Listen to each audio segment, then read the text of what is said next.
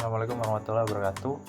Kali ini kita dari kelompok 1 dengan kelompok saya Maulana Muhammad Rozak, kemudian ada Widya Nawangkusuma, dan yang terakhir Muhammad Rivaldian Afifi.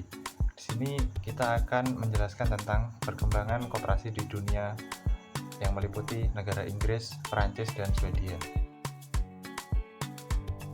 Sejarah berdirinya koperasi di negara Perancis.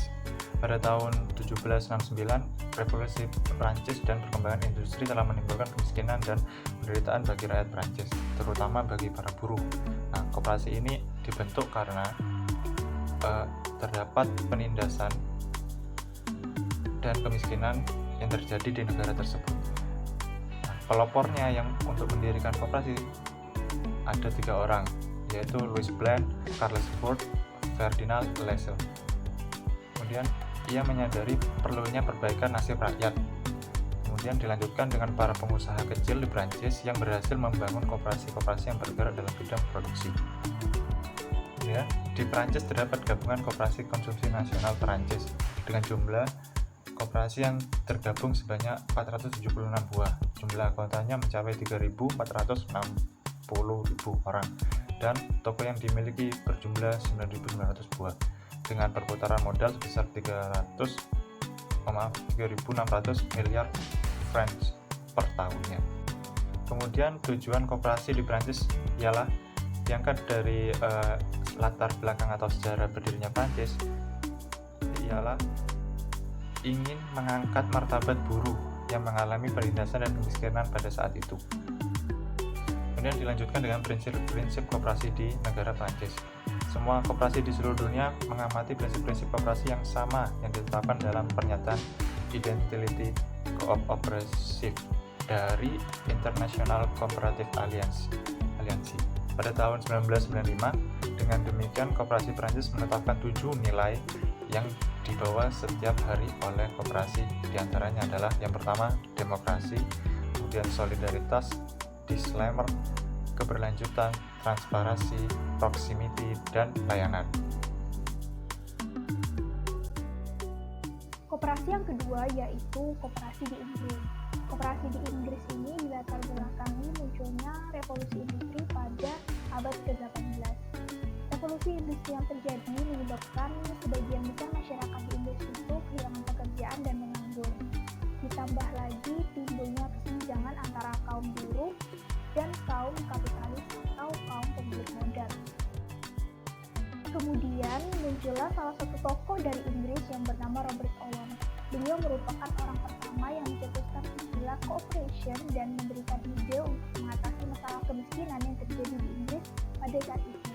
Namun karena kurang mendapat perhatian, akhirnya ide tersebut mengalami kegagalan.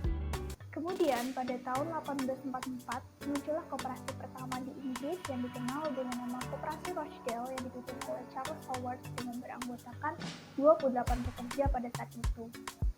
Hingga pada tahun 1852 sudah berdiri sekitar 100 koperasi konsumsi di Inggris. Kemudian koperasi ini menyatukan diri menjadi pusat koperasi pembelian dengan nama The Cooperative Wholesale Society.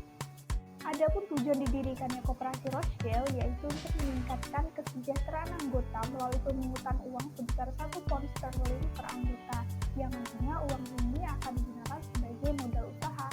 Adapun prinsip-prinsip dari koperasi Rochdale: yang pertama, keanggotaan yang bersifat terbuka; 2, pengawasan secara demokratis; 3, bunga yang terbatas atas modal anggota; 4, pengembalian sisa hasil usaha sesuai dengan biasanya; 5, barang-barang yang dijual sesuai dengan harga pasar yang berlaku; 6, tidak adanya perbedaan antara ras, suku, agama, dan aliran politik; 7, barang-barang yang dijual adalah barang-barang yang asli; dan yang terakhir, pendidikan terhadap anggota secara berkesinambungan.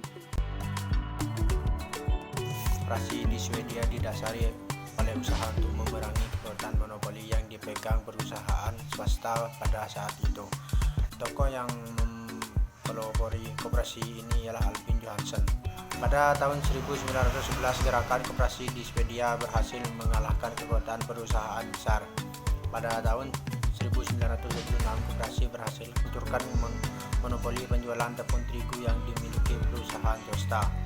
Kemudian pada tahun 1958 dibentuklah pusat koperasi di Swedia, Swedish Cooperative Center. Yang nomor 2 yaitu tujuan dan prinsip koperasi di Swedia. Tujuan SCC ialah untuk meningkatkan kehidupan rakyat miskin di Swedia yang diakibatkan kurangnya kesempatan dan berorganisasi. Untuk itu SCC bekerja secara partnership, memberikan dukungan mobilisasi dan pengembangan dasar keorganisasian untuk anggota. Adapun prinsip yang dibangun oleh SCC ialah membangun usaha melalui kerjasama dan kolaborasi yang saling menguntungkan. Keberhasilan koperasi Swedia tentunya tidak lepas dari konsistensi dalam melaksanakan program pendidikan yang disusun secara teratur dan pendidikan orang dewasa di sekolah tinggi rakyat atau folk school serta lingkaran studi dalam pendidikan luar sekolah.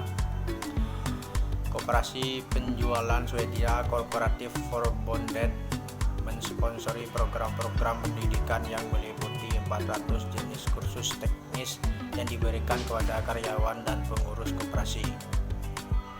Dengan pendidikan perkoperasian yang disiplin, perkoperasian di sana sangat mengakar di tengah masyarakat.